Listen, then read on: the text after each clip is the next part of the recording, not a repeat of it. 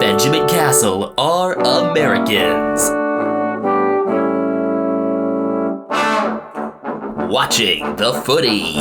Liam Ryan saying, kick it my way, I want to jump over the pack, and here he comes! Ryan! This is Buddy Franklin! This is the greatest showman! Got the handball off to Myers. Myers looking for the lead of Stengel. Gee, they're good. Gee, they're sharp. Oh, who else? McDonald! From inside the centre square, Boyd kick the goal. Boyd kick the goal. From inside the centre. Fuck! I can't believe that.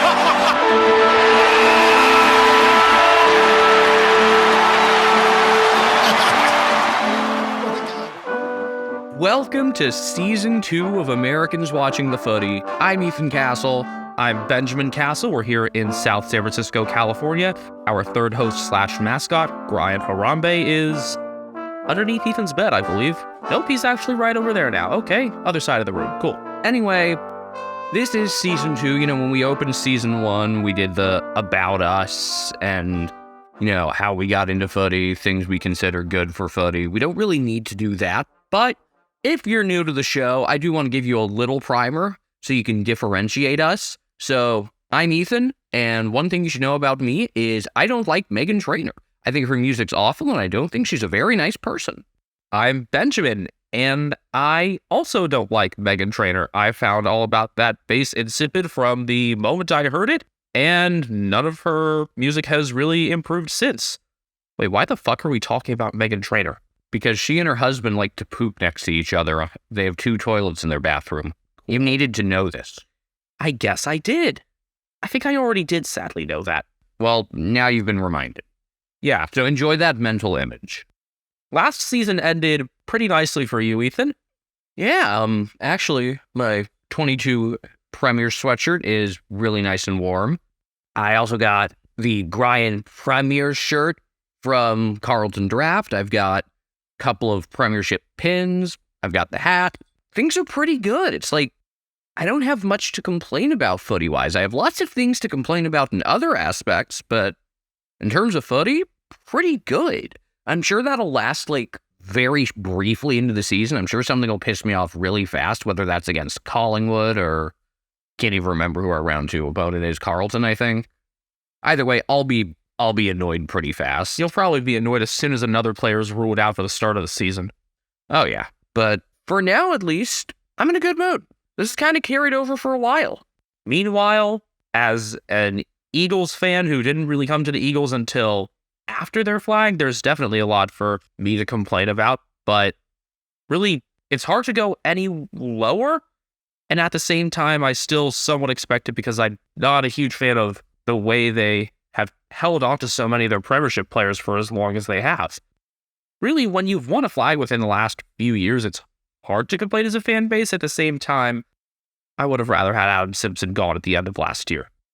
So how these first 2 episodes of the season are going to work is we're kind of going to catch you up on what you might have missed. It's also going to serve as a refresher for us, you know, key ins and outs for each team's stories at various clubs, whether it's, you know, new hires, injuries, what have you. And also just kind of a general recap of their offseason, particularly the things that have happened since our last episode right at the end of 2022. And that was a fun one where we dissected the club songs and figured out which of them are the truest right now, as verified by a team of independent fact checkers. Hi, we're the independent fact checkers. We're also going to list a couple of things that we want to see happen for each team this coming year. Now, the one rule is we can't say they need to make finals or finish in this spot in the ladder or win this final. That's too simple. We want something, you know, a bit more insight into a particular player, something about their structure that we need to see different from last season. We can talk about how they relate to other teams. That's the one little kind of loophole there, because when I was first brainstorming for this, I thought of a few that definitely had to do with that.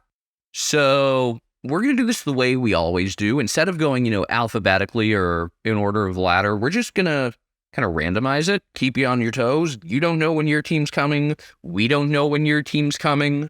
That way we kind of have to prepare for this on the fly, and you kind of have to keep listening because we're not going to be nice and go timestamp this. You just kind of get to figure it out on your own. See, that's how you retain listeners. For all of you current or future podcasters, something to take note of. All right, so then let's get things started here. 18 teams in the randomizer, and the first will be Port Adelaide. All right, I was hoping to get to this one quickly because I might have more notes about Port than any other team between everything they did in the trade period and also just how much of an inflection point of the season I see this being for Port. Remember, they bargained this past draft and the next one, largely for Jason Horne-Francis. They also got Junior Rioli, but Horne-Francis is the key piece there. He wanted to come home to Adelaide. He now has. And clearly, they believe they can win now after playing a whole lot better down the stretch despite starting 0-5. They also added Francis Evans, who was delisted by Geelong. It was kind of an interesting spot because I liked Evans, and the team was, I believe, 6-0 when he played, but there just wasn't much of a space for him. I'm surprised they couldn't at least work out a trade or something, but hopefully this opens up more opportunities for him because he's a good player that I enjoy watching. 3 main departures, Robbie Gray and Stephen Motlop both retired, and Carl Amon signed on with Hawthorn as a free agent. You could tell that Gray and Motlop both had diminishing returns compared to prior seasons. Motlop had trouble getting into the side, but Amon definitely improved as the season went on, started as a very inaccurate kick, but became more important as things went. But Amon moving on and Horne-Francis coming in means that they're in a spot that you can compare to Richmond and Sydney, where they're transitioning between eras, but also firmly believe they can win now with the youth they have. It's a pretty young midfield group. I mean, Ollie Wines is really going to be the leader of it at age 28.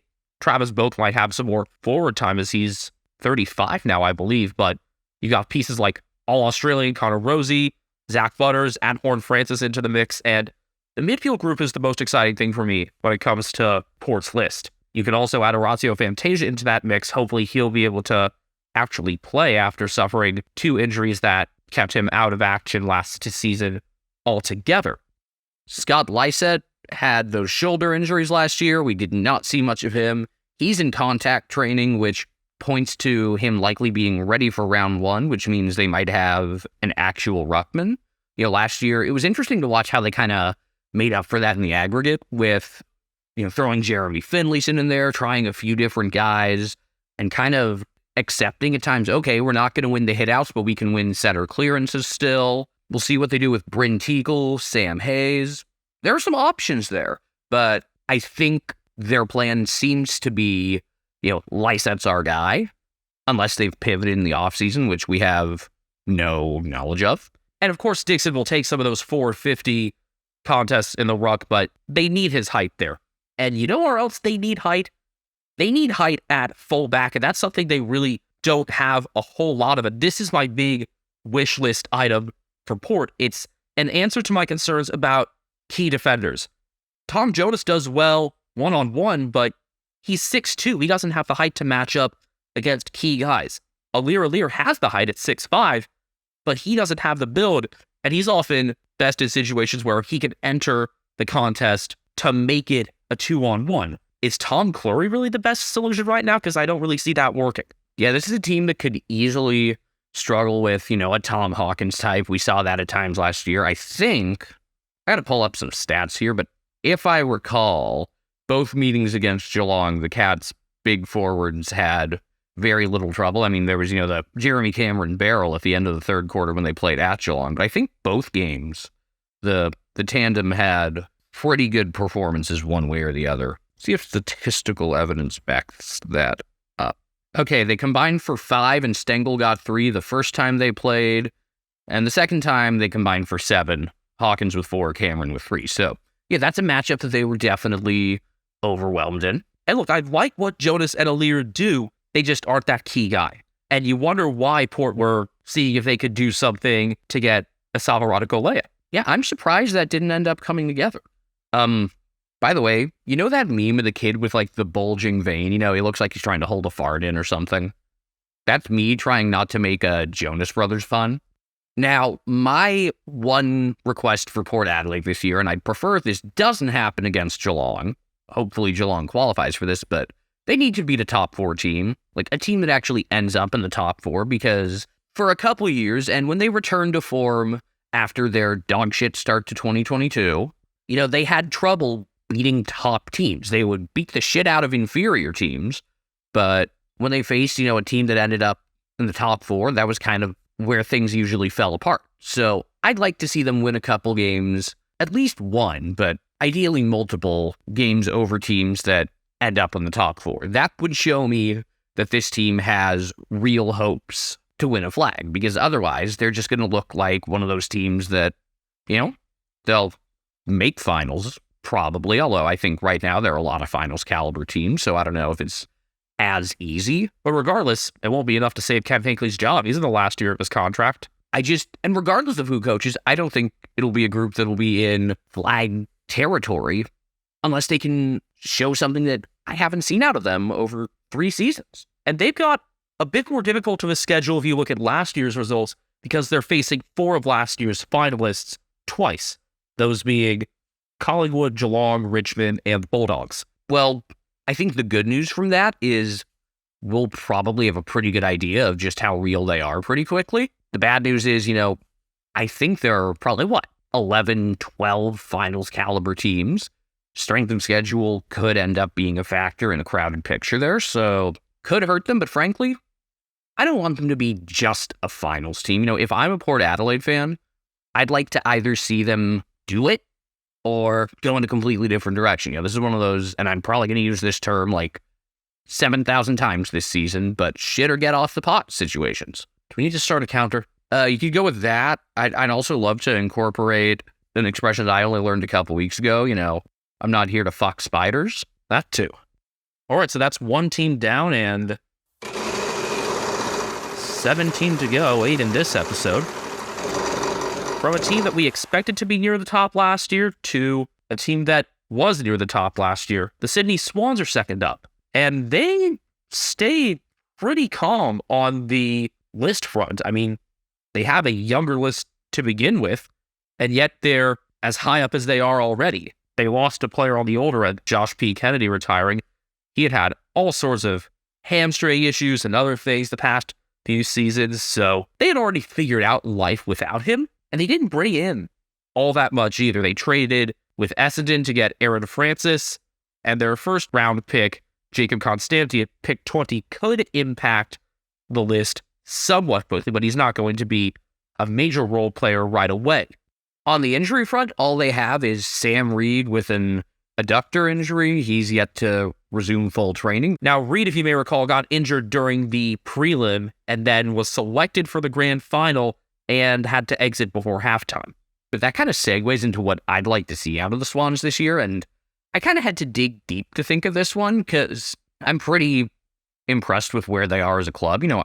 I don't particularly like them, but I enjoy how they play. They're a really good team, but they didn't have much adversity with injuries last year, Buddy was out for a couple games, and they did fine without him. And Josh Kennedy, as we mentioned, he was hurt a bunch, but wasn't playing all that much to begin with. I'd like to see, how do you handle injuries this year? Because odds are, at some point, someone's going to get hurt, multiple guys are going to get hurt, and you're going to have to dig deep. And that's just something they haven't had to do in a couple years. So I'd like to see how they can handle that. If they can do well in that regard, this should be a really good season for them. And look, some of that's luck, but some of it's also just having good depth, and hopefully you don't get hit with a bunch of injuries at the same position group at the same time. Well, when Franklin was out, that was when Reed was doing some of his best work. You think about the 3-goal performance he had against Melbourne, for example. I'm thinking about the key forward spot as well, where Reed had filled in at times, because we know that this is going to be Buddy's last season, so they need to start preparing for future without him. I would love for Logan McDonald to be the right guy for that role. He's got the height for it, doesn't have the bulk that Franklin has, a good 30 pounds lighter, but he was also just inconsistent last season. Put on a bunch of multi-goal performances, but they tended to be a few games apart. and he was dropped for a 4-game stretch late in the season. So the Swans need to see more out of him this season to be convinced that their key ranks can be filled once Buddy's gone. That's the one spot where I question things. You got the McCartan brothers and Dane Rampy, who still got a few seasons left in him in the back. I know how much you like Rampy in particular. You've got the youth in the midfield, got the scrappiness of James Rowbottom. You got Heaney spearheading things going into the forward half. It's really that forward 50 by the goal square space that's the main concern. All right, who's next? As we spin the wheel once more, really just kind of hit the button. We're not fancy like that. All right, from near the top to near the bottom, Hawks time. Get ready for a rough couple seasons if you're a Hawthorn fan. You shouldn't be expecting immediate results. Good to know that going in, and I'm glad that the whole club structure seems to be embracing this rebuild. I guess you could say they're looking at a winter of severe illness and death. Wait a minute, I've heard that. Which government was that? Ours. Oh, it wasn't Western Australia? No, it was ours. Cool, the COVID response team? It was remarks from Biden, I think. Hold on. Yeah, it was Biden the one who actually said it. Anyway, Hawthorn decided, instead of making a push to maybe squeak into finals, our most prudent move is to go fully embrace the young guys, go for the rebuild, and get ready for the next few years when you can really do some damage, which I've applauded throughout. I think it's the right move because what's the point of maxing out, 8th or 7th place? So it may be rough for a couple years, but I like the direction they're headed in overall, regardless of whatever's happened off the field. Their on-field product is fun to watch and provides hope for the future. And even though they're a rival, I like the way they're building their team. They only have one player aged 30 or greater on the list, and that's Luke Roost, though mid-season he will be joined by Chad Wingard.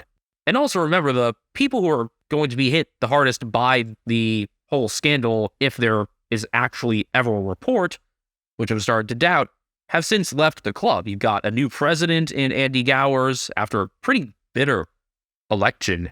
And overall, it's just a new structure in general. You're going to have a new captain as well. And James Sisley seems like the likely choice, though it's not set in stone. Should find out within the next week or two there. Some injury news for Hawthorn did break the day of this recording. Wednesday, the 25th in the United States, Thursday, the 26th in Australia. Mitch Lewis has sprained his ACL and has been ruled out of round 1. And without him, they need a younger answer up forward to begin the season. We don't know how long Lewis will be out beyond that first game, but in general, Jack Dunstan's gone to Brisbane. He's one of many big outs for them. And there needs to be consistency from what we've already seen from them. Dylan Moore starts off games well, tended to cool off in the second half. And Jacob Kaczynski puts together one good game at a time, needs to start being 2 or 3. Now, I had mentioned Gunston as being one of the major outs. They also traded Jager O'Meara to Fremantle. They traded Brownlow medalist Tom Mitchell to Collingwood. And they had 2 notable retirements. Ben McAvoy's is a done deal. He's just done. Liam Shields retired and then didn't. He was added to North's list as a supplemental selection. But they're bringing in a couple nice pieces, and one of those in particular will probably be a focal point of their attack, if not just in the first part of the season, all season. Yes, the aforementioned Carl Amon coming over from Port Adelaide. They also acquired Lloyd Meek from Fremantle. He's a guy that I was super high on after he shredded the Cats in round 7. I forget the exact number, but when Fremantle played at Geelong, and then they had a couple of early picks. They took Cam McKenzie 7th overall and Josh Weddle 18th. McKenzie is a midfielder who's in that conversation for a round 1 spot.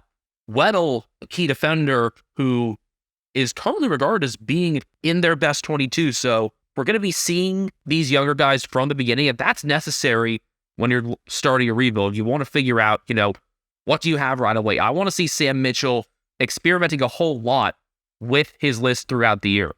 Give guys opportunity in multiple spots, and then maybe start zoning in on what do you think is a sustainable best 26 or 27 players near the end of the campaign. Now, what I'd like to see out of this team, I'd like to see more consistency out of Chang Kwok Jath. I think he's super talented. We've seen how high the ceiling is. I'd just like to see him do that for full games because, he would have a great first half and then kind of vanish in a lot of games last year, and some of that might just be him needing to learn how to pace himself. I was talking about this with David King on Twitter because he was singing Joff's praises, rightfully so, and I was saying that Joff himself and Hawthorne with him need to learn how to manage things because he never goes halfway, and so his time management's going to need to be really important. And if you can have someone like Weddle maybe take some of the heat off in some intercepting contests, maybe that could help on that front. I'd also like them to finish games stronger as a whole. That's kind of hands in hand, yeah. Yeah, kind of ties in. I'd also like to see them figure out some sort of hierarchy with their ruck position. Adding in Meek gives you another option, but I wasn't that impressed with Max Lynch when he was healthy. Ned Reeves, I liked more in kind of a forward position. So, yeah, he spent a decent amount of time as kind of like a center half forward in the back half of the year. So I just like to see them figure out what exactly is their progression there. How does Reeves fit into everything? Because I think, and this could totally be something that sounds stupid soon, but I think Reeves is a guy who's going to have to be in their best 22 or 23 moving forward. We move ahead here to our fourth team.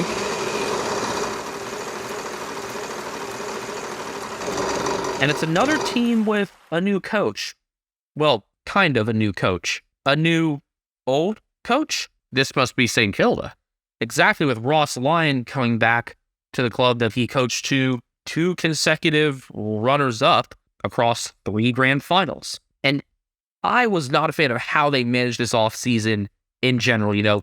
Ratton was fired after a review just ahead of the trade period, and without that, they really didn't have a real strategy on the oval to guide their transactions, and so they really did fuck all during the trade period. They let Ben Long go to Gold Coast.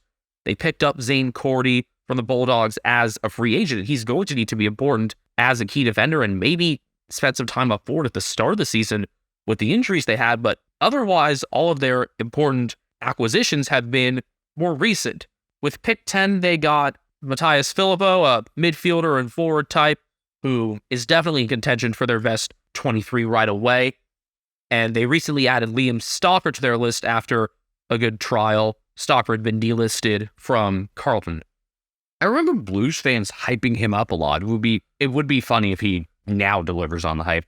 But yeah, Blues fans on socials have been, very excited to see Stalker get another opportunity. Let's see if that comes back to bite him at all.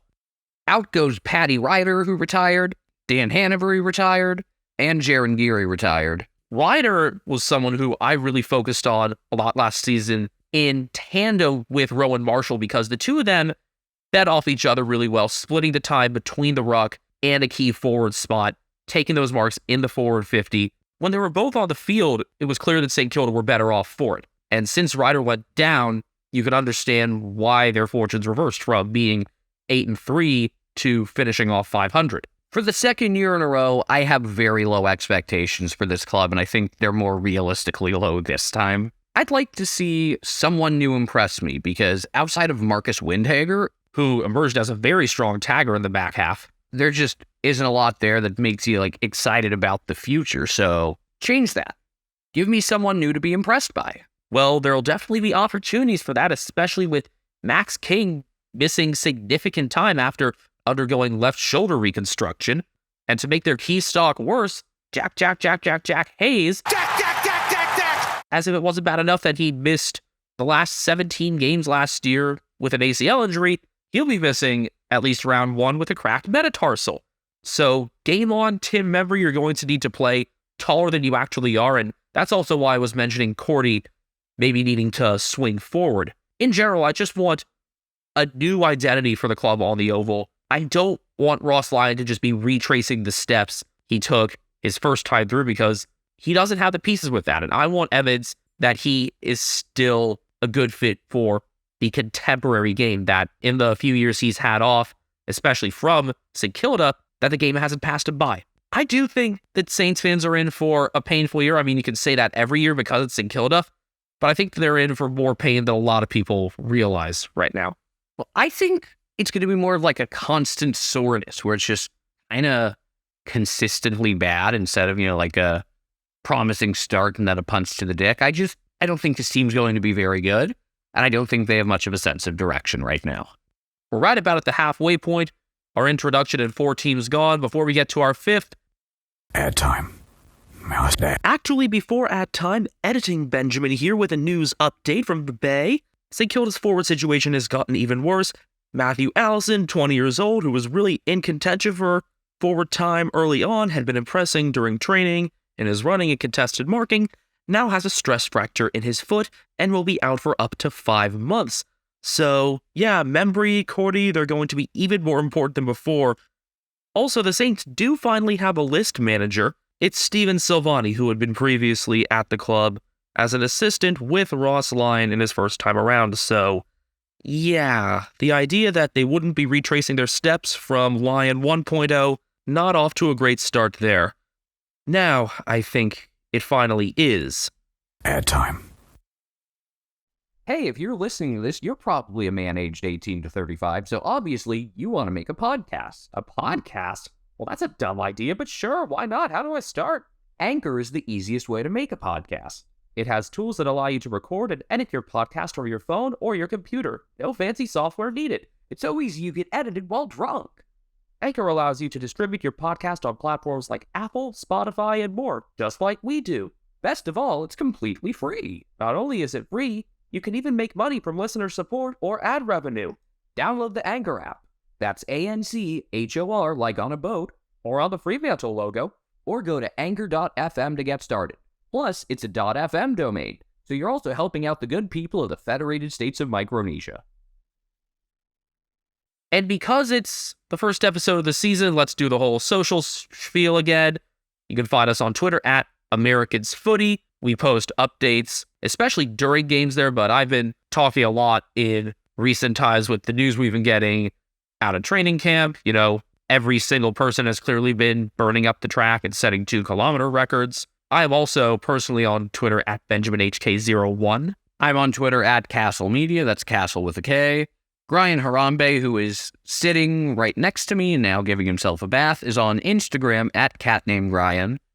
And now we're on YouTube. Yeah, at Americans Footy on YouTube as well. I posted the We Didn't Bounce to Sharon video there. We'll be posting some more content there. I'll probably be creating some shorts kind of detailing how we got into the game, maybe something about that cat that's on Ethan's bed. Just some fun stuff. But let's get back into things with team number 5 of this Premier wish list breakdown, whatever you want to call it. And I want to call it Collingwood. Cardiac Collingwood, as I called them for much of last season, because everything was close for them. Craig McRae got the team playing his way very early on, and that showed all the way through to the prelim. Yeah, even as a very unpopular team, I think even people who absolutely hate Collingwood had to be impressed with how they played, how they managed to rally together, exceed expectations, overcome more talented opponents. And it'll be a tough act to follow up, but, you know, a lot of eyes will be on them. And as I've said before, I'm glad they were interesting just because they're going to get so many national TV games just because they're Collingwood. They're going to be in like standalone time slots a lot. So if they're going to be on, might as well be interesting. It's like for baseball, the Yankees, the Red Sox, the Cubs, the Cardinals, the Dodgers, they're all going to get a bunch of national TV time regardless of how good they are, particularly against each other. So it's better for the league for those marquee teams to be good, or at least compelling. They don't have to necessarily be good, they just have to be compelling. You want to have reason to watch them. The league does anyway. Maybe I should refer to last year's team as Compellingwood. But Collingwood was one of the most active teams in the offseason, bringing in 4 pretty notable players with notable experience already and really getting an older side to their list from it. Was surprised that they went this direction with what I like from their youth, with guys like Jack Ginnivan racing from half forward, Ash Johnson becoming potentially a really lethal pocket kick. But some of that heat's going to be taken off of them, and they may have to wait their turn behind guys like Dan McStay, who came over as a free agent from Brisbane. That was known very early on. They also brought in Bobby Hill, who seems to be on track to play early in the season, if not right away after successful chemotherapy. So awesome to hear that. Tom Mitchell came over from Hawthorn, and center clearances were an issue for Collingwood last year, and he will certainly help on that front. Billy Frampton is probably the in that intrigues me the most because I wasn't super impressed with him at Adelaide aside from a couple games. That fullback rank at Adelaide was a real problem spot in general, but he'll clearly have to fill that out this year if they want Darcy Moore and Nathan Murphy to do a bit more roving work, a bit more one-on-one for guys that maybe might be sort of in the middle range of that 50. Two notable outs. Jordan Ruff had retired and Brodie Grundy was traded to Melbourne, part of kind of the Ruckman carousel. A big vote of confidence in Darcy Cameron, which we saw when his contract was extended during the season. I imagine you'll really have Cameron and then McStay, which puts Mason Cox in an interesting position and one where he might not get as much time. On the contract extension front, Jack Crisp and Brody Majacek turned away free agency to sign a 3-year and a 2-year deal, respectively, so they're stable there. Crisp was their biggest corridor mover, their biggest link between the back third and the forward third all year, so big that he was able to stay on. Crisp was a guy that, as I watched them more and more closely, started to understand his importance. One of those things that, if you're casually watching a game, I don't think you quite get the appreciation for. Some leadership changes coming at Collingwood because they got a new CEO in former Pie Craig Kelly, who's stepping away from his player agency for that. And then on the field, they'll have a new captain. Yeah, Scott Pendlebury stepped down. 206 games worth. I think they're just trying to kind of get a new leadership in place before he retires, kind of the opposite of teams like Geelong and Hawthorn. Sounds like Darcy Moore would be a logical successor. He's someone that I had thought would fit for a while. I know you had thought Braden Maynard, who I believe is switching his number, by the way. Yeah, I think he's Switching to 4 from 37. Yeah, he was very recognizable as who's the guy who likes to take cheap shots, but I think we'll be able to get used to that one. I don't know. Regardless, I remember you talked an episode or two ago about Maynard really fitting the Collingwood identity and maybe being a good captain in that sense. But I see him as maybe not as strong for kind of the reasons why I'm not a huge fan of Dane Zorko as a captain. The difference is I think Maynard can contain it when he wants to. The suspension record says otherwise. I also think he'd be a good one because off the field, he seems like a really neat guy. And just, the moment he takes off the Collingwood Guernsey, he's a different person, which I enjoy. I like guys that can kind of turn that on and turn it off. I'm not a big NASCAR fan, but I think Joey Logano is one of those types where on the course, he's an asshole, but when he steps off, he's just a very likable person. As for the wish list item, this was one where, after last year, it's hard to ask for much.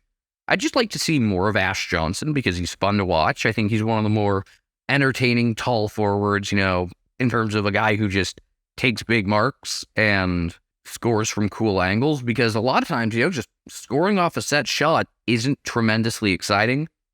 He makes it entertaining. The sequence with him and Jeremy Cameron going back and forth during the qualifying final was awesome. So I'm all in favor of things like that. I think it's going to be very difficult, though, for him to get a consistent spot unless he plays up to it from his first opportunity with the addition of McStay in particular. I think he can easily play his way into it, and, guys get hurt and stuff, so at some point or another, he'll be involved. My point ties into what I want to see out of Collingwood, and that's list pressure being realized. I want Craig McRae and every coach of a real contending team to have a short leash on underperforming players. They clearly got the depth for it at the VFL level and on the younger side of the list, so they should have little patience. Simple as that. So we've had 2 finalist and 3 non-finalist teams thus far, so right about where I'd expect for us to be. As we go on to team 6 of 9 for the episode. Nice, I'm going to beat you to it. Oh, yeah, these guys were finalists. They were more than that. I think it's time to talk about Geelong. Yeah, Ethan cannot see my computer, by the way, where I have the randomizer up, so good job.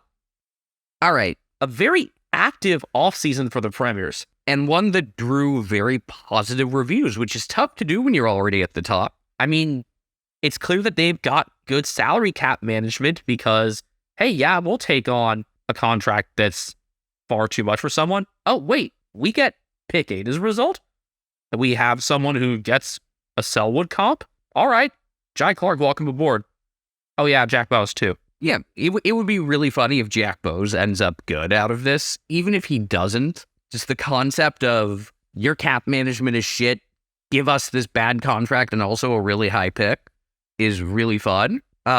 Other key additions, Ollie Henry joining his brother Jack. He comes over from Collingwood. It's going to be tough for him to crack the 22 at times, I think, or the 23, but the talent is quite evident. He's one of those guys who's just fun to watch, makes some wow plays. Especially in the fourth quarter when he tends to be at his best in really the final 10 minutes. I think that runs in the family. Also, they brought in former Geelong Falcon Tanner Bruin because the Falcons to Cats pipeline can be a bit circuitous, but it's still strong. It's fun being able to watch the draft, watch the first, 2-3 picks, and then all right, which of these guys going to end up with Geelong in a few years as a free agent? The one big out is Joel Selwood's retirement. Other than that, Francis Evans delisted. He caught on with Port Adelaide. But Quinton Narkle will have a shot with Richmond, which I like. Most of the premiership lineup, plus a couple of guys who, didn't get in that game, such as Sam Menegola, Max Holmes, stay intact, Brendan Parfitt. He was the sub for that game. But if you're talking about, not in the starting 18, definitely. But there's a good sense of continuity. There's a good bit of reloading done as well, and hopefully you can start to see them kind of pass things off to the younger generation in a pretty seamless manner like Richmond, although ideally without as many dick punch losses like Richmond had last year. Really, the two questions to enter the season, who becomes the captain, and will Tom Hawkins make it back to start the season? He had a foot injury. I would say it's less than 50% likely he plays in round 1, but wait and see on his status there. It would be really funny if we had a last-second Chris Scott lineup change for round 1. Oh, I could totally see it too. Hopefully that comes with Hawkins being in, but either way it would be fun. Just oh yeah, that's Chris Scott, just like always. As for the captaincy, it's probably Tom Stewart. I think Mitch Duncan is a possible candidate. I would honestly like to see Tom Atkins. I could see him as a vice captain, and he could definitely hold it for longer. That's why I'm thinking Stewart over Duncan, as well as that he'll be around for longer. So what is it that you're really wanting to see out of a team that has done so well over the past 10 months in general, on and off the field? Really, there were only a couple lights on last year, a couple games I know you really want back, in particular, knowing how to work Frio's full court press and Easter Monday against Hawthorn. Yeah, I'd like to see a convincing win over Hawthorn, because the last 2 years have been disappointing, whether it was playing poorly against a not very good team in 2021 or just flat out losing last year. I'd like for it to be, a chance to kind of assert ourselves, show that we're on top. It would be nice to make that just kind of our day. Unfortunately, they only meet once again this year. Which is weird, And as I said, I don't really have it in for Hawthorn because I haven't been around long enough to experience big rivalries against them and things like that. Finals against them, but still would like to beat them. Other than that, the one other thing is I'd like to see a young guy, emerge that I didn't expect. Just I didn't expect Max Holmes to be this good. I didn't expect Sam de Koning to become one of the top defenders in the league. You probably didn't expect Brad Close to be the he must touch the ball kind of guy. Yeah, I'd just like to see someone new, whether it's, Shannon Neal or Mitch Nevitt or one of the new draft picks or whoever, just to kind of show something where it's I wasn't familiar with your game, that type of deal.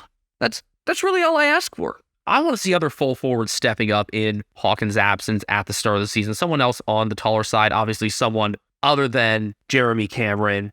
That's maybe a spot where Ollie Henry could have some time early on. He's far from like for like, but it's a way that he could get in the first couple rounds and would be a great opportunity to assert himself right away.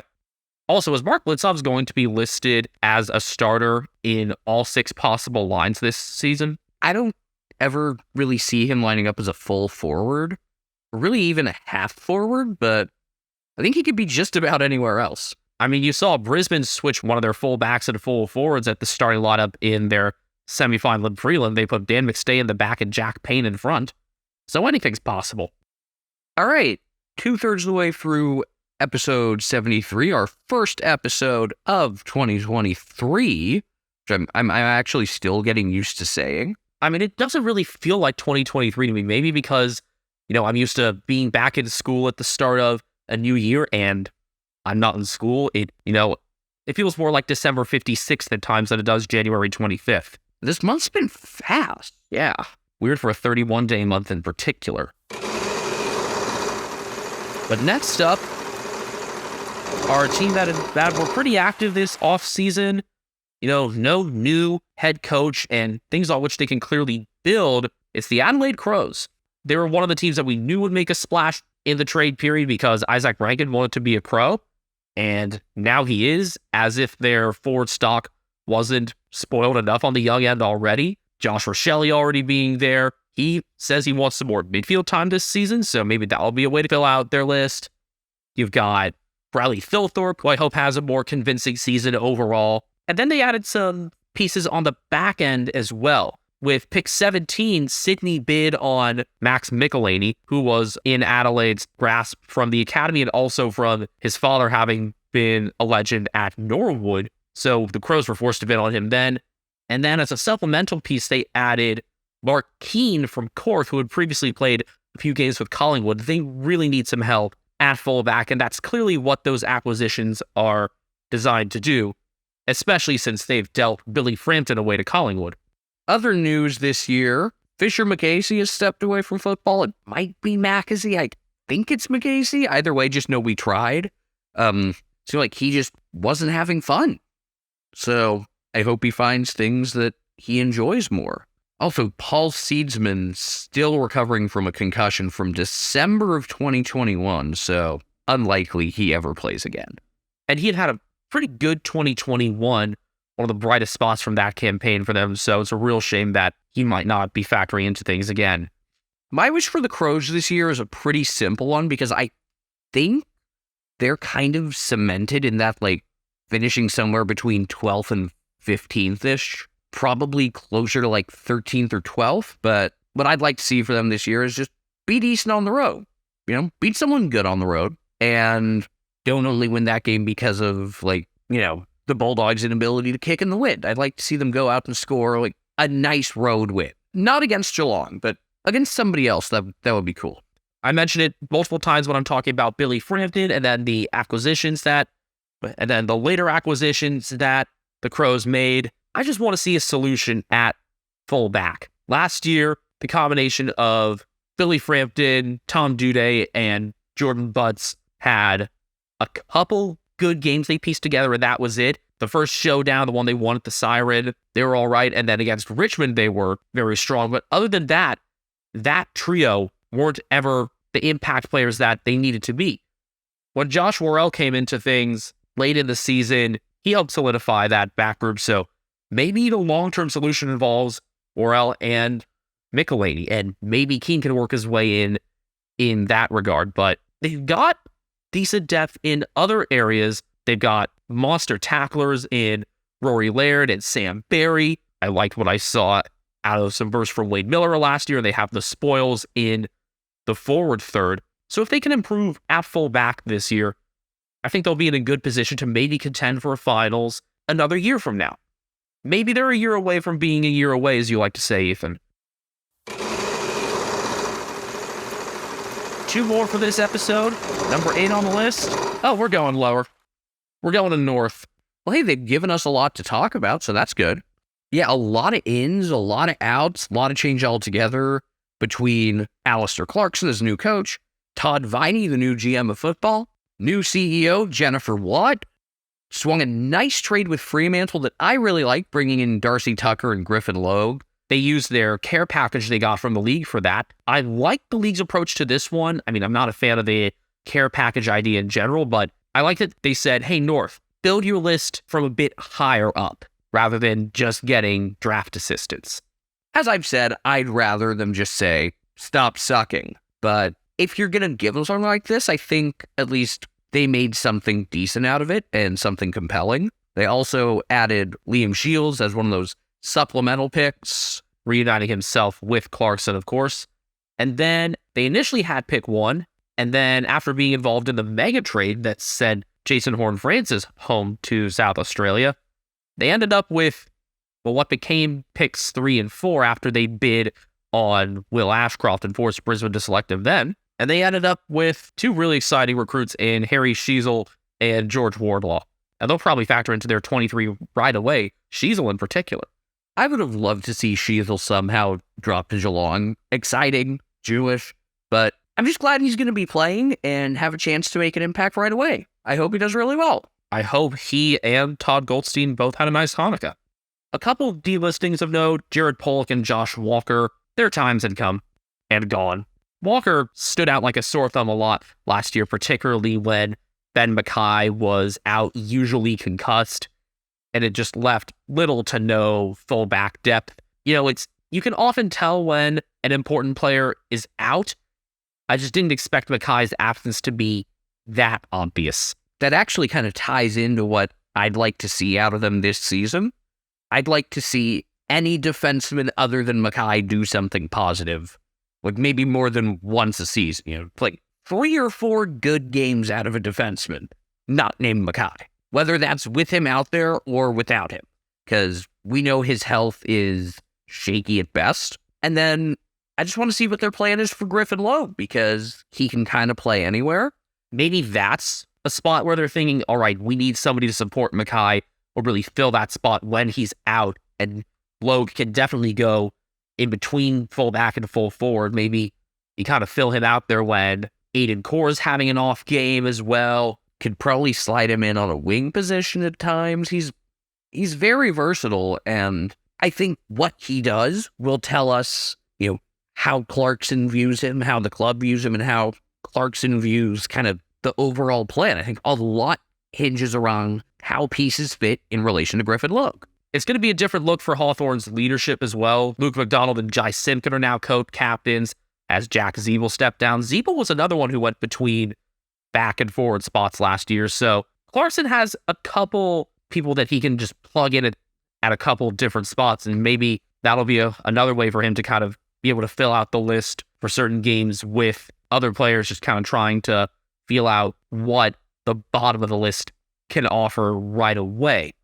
One of the reasons that I wanted to challenge us to, when we're looking for things we wanted to see out of a team this year, was to not quantify like number of wins, because it would be so easy to say you want North to win 4 or 5 games, but I think a lot of that's kind of fungible. It's like you might catch a team on the right day, you might catch a team on the wrong day.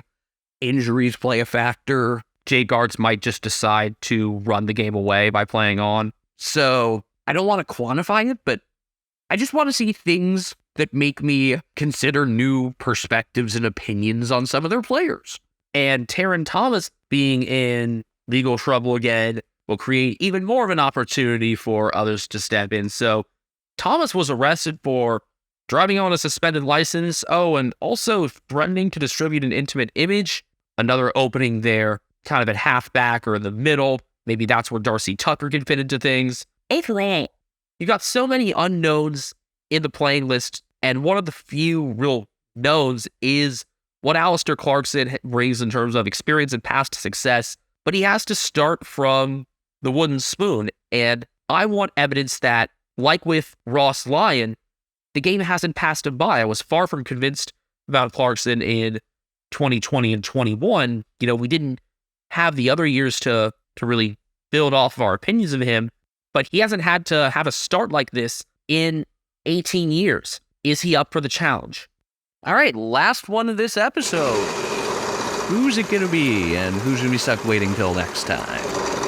Well, a whole lot of teams are going to be stuck waiting till next time. We're going to have 4 of the 8 finalists waiting till next time. It's going to be perfectly split, because last up for this episode is the last team to get into finals last season. Sounds like the Bulldogs. Awesome. I have a lot to talk about with these guys, so this will be good. Yeah, just honestly similar endings to their last 2 seasons in that they crashed and burned in the second half in Perth. And yet, Luke Beveridge seems to go through things unscathed, which I don't understand. You're not telling me he's still riding the coattails of one premiership and 0 top 4 finishes. Now, they did make a couple of interesting additions. The one that I'm most excited about is Rory Love, who was a monster at Frio. The other is Liam Jones, who sat out last season because of the vaccination requirements that were in place. Now he's returned to the club where he began his career and will be in an important, probably full back role right away. Who else they're going to have in the back third among their more notable players will be an interesting case, because Sam Darcy certainly displayed skill there, but he also displayed, in my opinion, more important skill in the forward 50. Does that mean Aaron Naughton will slide back to maybe center halfback? I have no idea. This is one of those teams where the forward 50 is pretty crowded, and they're still searching for some answers in the back, which is a little bit like GWS, although the rest of the team overall is not shit. I had a feeling you were going to make that GWS comparison. I was thinking about it as well that way. A lot of outs from last year's team, though. The biggest domino to fall was Josh Dunkley being traded to the Brisbane Lions. They also lost Lockie Hunter from that midfield group with the trade to the D's. Josh Shackey left for Melbourne as well. You still got incredible depth at that midfield spot, and that's even with Montempelli having been shifted toward full forward for a decent part of the season.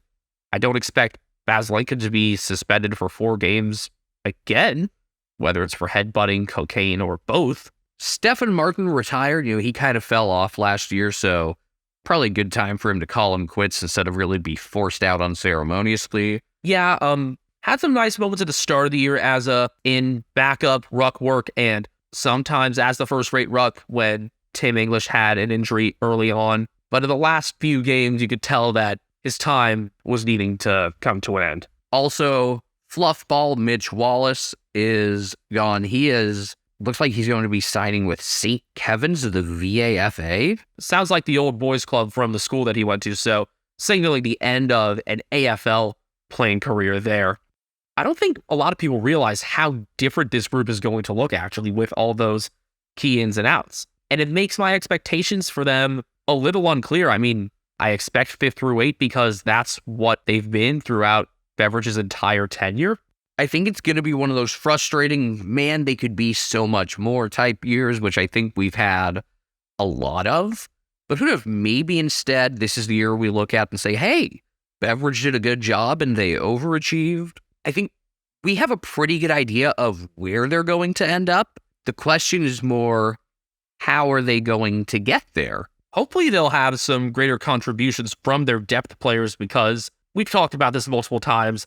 We talked about it when they happened during last season. We talked about it in our post-mortem for them after their elimination final loss. We can pinpoint 2 performances in particular where their depth showed through. Riley Garcia in round 19 against Melbourne, Rourke Smith round 23 against Hawthorn.